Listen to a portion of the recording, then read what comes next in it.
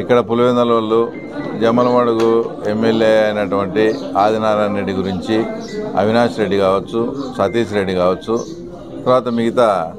తర్వాత ద్వితీయ శ్రేణి నాయకులు కావచ్చు, మధ్య అది ఇది మాట్లాడుతూ ఆయన గురించి మాట్లాడుతూ ఉన్నారు.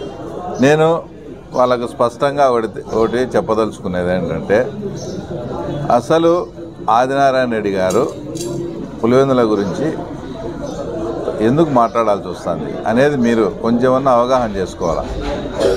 ఎందుకంటే ఆయన ప్రధానమైన ఆరోపణ ఏంటంటే, నాకు ఎలాంటి సంబంధం లేదు, నాకు ఎలాంటి సంబంధం లేని దాని మీద వాళ్ళ ఇంట్లో మనిషిని వాళ్ళే చంపుకొని ఆ రోజు ఆదినారాయణ రెడ్డి కానీ బీటెక్ రవి కానీ ఏదైతే ఈరోజు అవినాష్ రెడ్డి మాట్లాడేటప్పుడు ఆయన వెనకాల ఉన్నాడో సతీష్ రెడ్డి మీద కూడా ఆ రోజు ఫస్ట్ ప్రధానంగా ఆరోపణ చేశారు.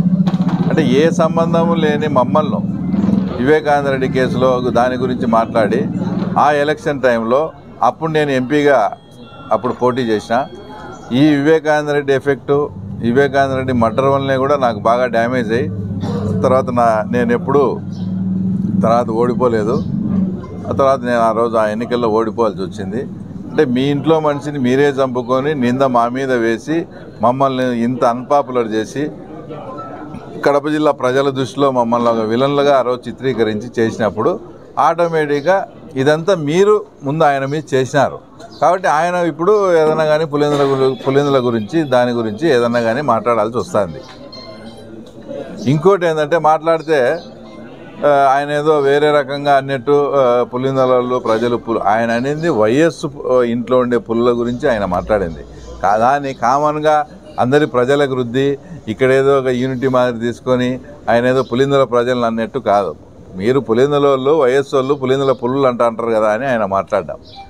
ఇంకో ఆయన వచ్చి సతీష్ రెడ్డి గారు ఏం మాట్లాడతారు, నువ్వేం పెద్ద పుడింగివా, మేము నువ్వేందన్నా చేస్తే అని సతీష్ రెడ్డి గారు. ఆయన పుడింగి కాకపోతే ఏమైంది, ఆయన 2004 నుంచి ఇప్పటికి ఎమ్మెల్యేగా 4 సార్లు పోటీ చేశాడు, 4 సార్లు గెలిచాడు. ఆ మాట్లాడిన వ్యక్తి సతీష్ రెడ్డి గారు 5 సార్లు పోటీ చేసి 5 సార్లు ఓడిపోయినారు. మళ్ళీ ఆయన పట్టుకొని నువ్వు పెద్ద పుడింగివా, మేము ఇక్కడ గాజులు దొరుకునేమా, ఆ తర్వాత అది ఇది ఆయన మాట్లాడతాడు. ఇప్పుడు ప్రధానంగా ఏంటంటే, ఏ సంబంధము లేని ఆదినారాయణ రెడ్డి గారి మీద నా మీద కానీ వివేకానంద రెడ్డి కేసు అనేది చేసి మమ్మల్ని ఎంత ఇబ్బంది పెట్టినారు. కాబట్టి ప్లస్ అది కాక జగన్మోహన్ రెడ్డి ఏమన్నా ఒక పులివెందుల స్థాయి లీడర్ కాదు కదా, ఆయన గతంలో ముఖ్యమంత్రిగా పనిచేసినాడు. ఆయన రాష్ట్ర స్థాయి నాయకుడు. రాష్ట్ర స్థాయి నాయకుడు అయినప్పుడు ప్రతి నియోజకవర్గం నుంచి ప్రతి ఎమ్మెల్యే కూడా ఆయన మీద విమర్శిస్తాడు, ఆయన కుటుంబ సభ్యుల మీద తప్పుంటే విమర్శిస్తాడు. దానికి నీకు పులివెందులకు ఏం సంబంధం అది ఇదని మాట్లాడడంలో అసలు దాంట్లో అర్థమే లేదు. అంటే మీరు ఆయన దీంట్లోకి లాగి ఆయన మీద ఏంటంటే అభాండాలు వేసి ఆయన మీద కానీ నా మీద కానీ నిజంగా మాకు ఎలాంటి సంబంధం లేదు. ఆ రోజు 7 గంటలకు నాకు విషయం తెలిస్తే నేను అప్పట్లో ఇన్ఛార్జిగా ఉండే సతీష్ రెడ్డి గారికి కూడా ఫోన్ చేసి ఇద్దరం కలిసి చూన్ను పోవాలనుకున్నాం వివేకానంద రెడ్డిని. మేము చూన్ను పోవాలనుకునే లోపలనే సతీష్ రెడ్డి మీద నా మీద ఆదినారాయణ మీద వివేకానంద రెడ్డి ఇష్యూలో ఆరోపణలు చేశారు.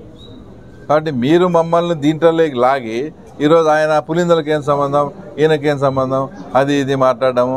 ఆయన ఇంకా ఎంపీ గారు ఒక స్టెప్ ముందుకు పోయి ఏదో సమ్మేళనంగా ఉండాము, మా కార్యకర్త సమ్మేళనం కాకుండా ఏం పీకుతారో వచ్చి పీక్కోండి, మీకు చేతనైంది చేసుకోండి. మీ ఇంటికి వస్తామంటే తాడిపత్రిలో ఇట్లే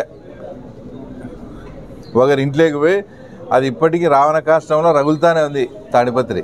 ఎందుకు ఆ రోజు అక్కడ ఉండే వాళ్ళు వాళ్ళ ఇంటికి పోయినారని ఇప్పటికీ ఇంకా గొడవలు రావణ కాష్టం రగులుతుంది. ఆ పరిస్థితి మీరు తెచ్చుకుంటామంటే రాండి. అయినా ముందు ఆ దేవగుళ్ళ వాళ్ళ ఇంటికి పోయే ముందు ఈడ బీటెక్ రవి ఇంటికి వచ్చి ఈడ చూసుకొని కదా మీరు పోవాల్సింది.